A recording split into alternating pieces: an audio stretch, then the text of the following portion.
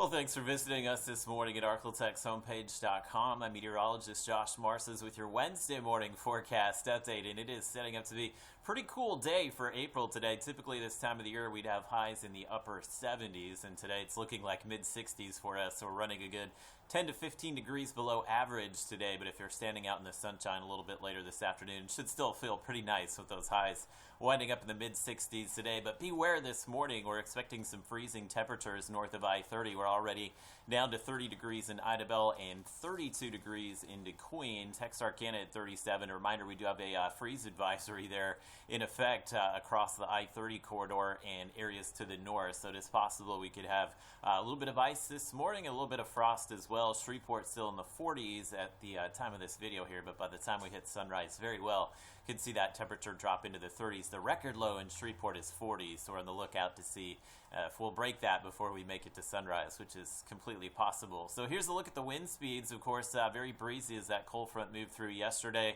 Winds had come down to about 10 miles per hour or less, and they'll probably stay in that range today. But if you get cold temperatures like this in the morning, even with a 5 to 10 mile per hour wind, that can add a little bit of a wind chill. So make sure you have a jacket this morning. Cold front moving off to the east. There's no rain today. We've got that Canadian high kind of bringing that cold high pressure into the region today, which will keep our highs in the 60s. But I think all in all, still a pretty enjoyable afternoon as we'll make it to 67 in Natchitoches, 65 in Texarkana, and about 64 for both Mount Pleasant as well as Marshall.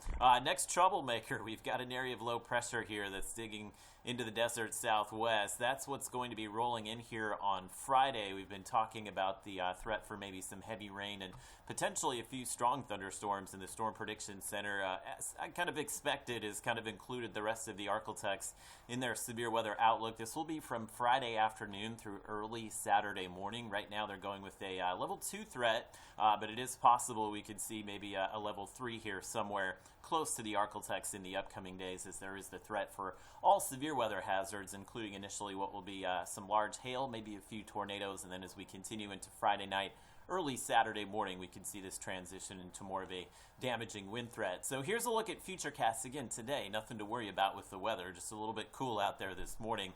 For your Thursday, expect it will be partly cloudy. I've left rain out of the forecast, and your highs will jump back into the 70s. And what we're looking at Friday, we will likely start out with a little bit of light rain, but here comes the cold front, which actually will be a dry line thunderstorms that fire up Friday afternoon. So that would be kind of the initial threat as far as severe weather, but there is the possibility some of those storms linger into Friday night, and that's what you're seeing here. But all the forecast models in very good agreement now that the rain should wrap up pretty quickly early Saturday morning, so I think we're going to sandwich in a pretty nice weekend here.